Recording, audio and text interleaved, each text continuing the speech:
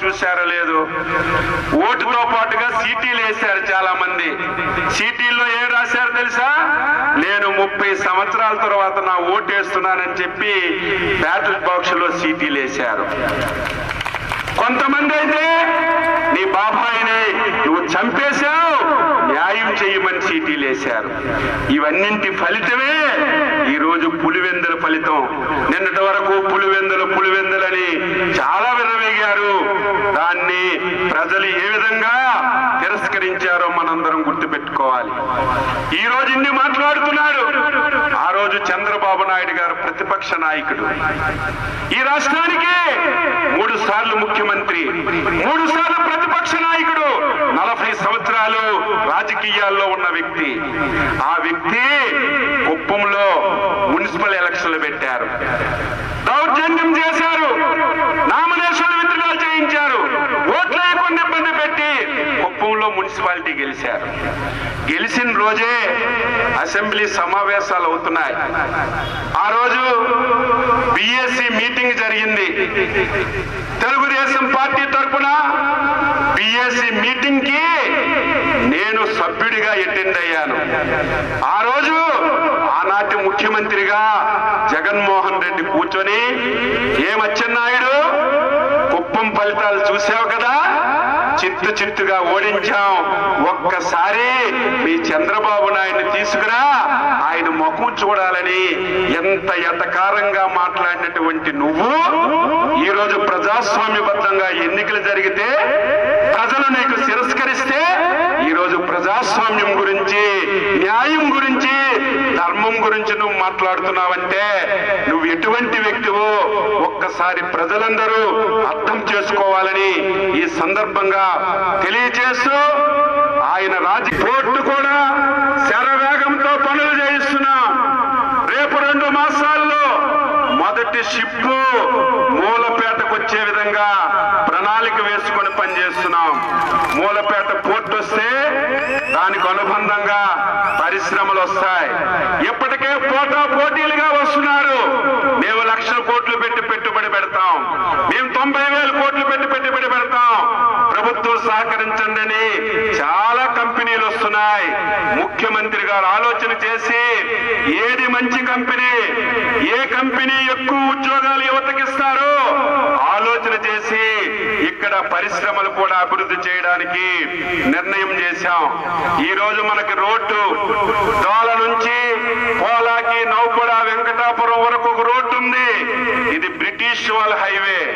ఈ రోడ్డు చూస్తే అగమ్య గోచరంగా ఉంది. ఆ రోజు నేను మంత్రిగా ఇక్కడ నుంచి నౌపడ వరకేసిన రోడ్డు తప్ప ఇటు చూసినా, నౌపడ నుంచి మళ్ళీ వెంకటాపురంకు చూసినా ఒక ఆటో వస్తే యాక్సిడెంట్లు అయిపోతున్నాయి. ఈ రోడ్డు అభివృద్ధి చేయాలంటే 100 కోట్లు అవసరం.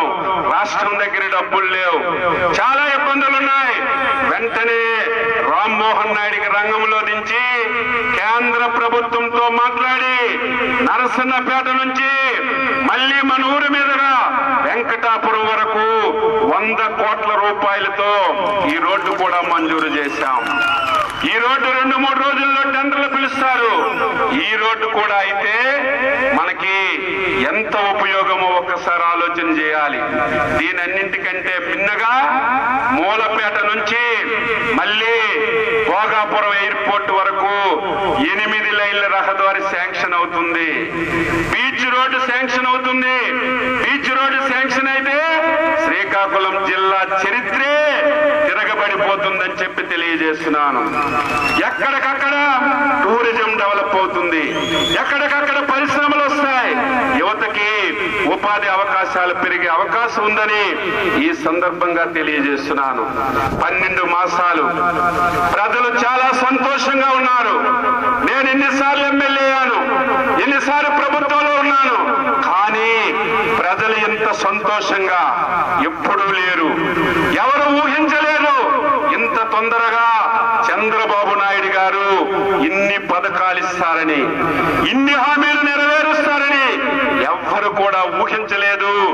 ఊహించని విధంగా ఈ 14 మాసాల్లో సూపర్ 6 లో 90% హామీలు నెరవేర్చాం. మిగతావి కూడా నెరవేర్చడానికి చిత్తశుద్ధితో అంకిత భావంతో పనిచేస్తున్నాం. ఈ రోజు మనకు ఒక రాజకీయ పార్టీ ఉంది. ఆ పార్టీ పేరు చెప్పాలన్నా, ఆ పార్టీ నాయకుడి పేరు చెప్పాలన్నా నేనే సిగ్గుపడుతుంటాను. అది రాజకీయ పార్టీ కాదు. ఆ నాయకుడు రాజకీయాలకి అనర్హుడు. ఈ రోజు రాష్ట్ర ప్రజలు సీగొట్టారు. నువ్వు ఈ రాష్ట్రానికి ఉపయోగపడవు, రాజకీయాలకు అనర్హుడు అని 11 సీట్లతో మొన్న ఎన్నికల్లో పరితం చేసిన 12 మాసాలయ్యింది. భూమి ఆకాశం చూడకంత ఎగిరి పడుతున్నాడు. ఈ రాష్ట్రాన్ని మళ్ళీ అల్లకల్లోలాలు సృష్టించాలని ప్రయత్నం చేస్తున్నాడు. ఈ రాష్ట్రంలో శాంతి భద్రతలు లేకుండా చేయాలని ప్రయత్నం చేస్తున్నాడు.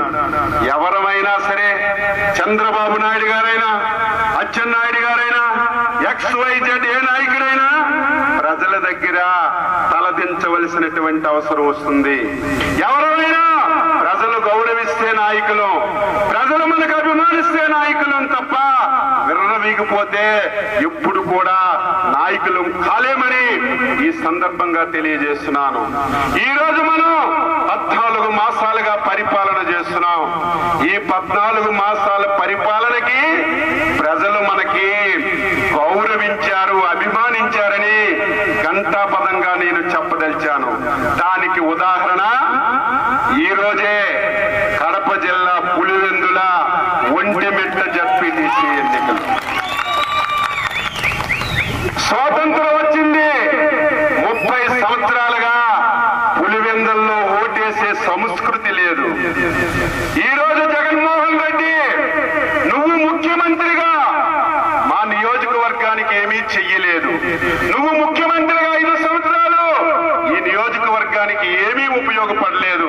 దీనన్నిటికంటే మించి నీ రాజకీయాల గురించి, నీ తండ్రితో పుట్టినటువంటి నీ బాబాయిలే అతి క్రూరంగా చంపావని పులివెందుల నియోజకవర్గంలో ప్రతి పౌరుడు నరనరాల్లోకి ఎక్కిపోయింది.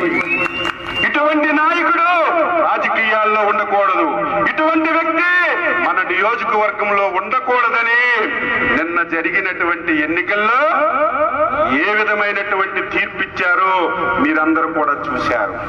ఎప్పుడైతే ప్రజల్లో వ్యతిరేకత వచ్చిందో, ఎన్నికల్లో ఓడిపోతామో అప్పుడే ఈ దుర్మార్గుడికి ప్రజాస్వామ్యం గుర్తొచ్చింది.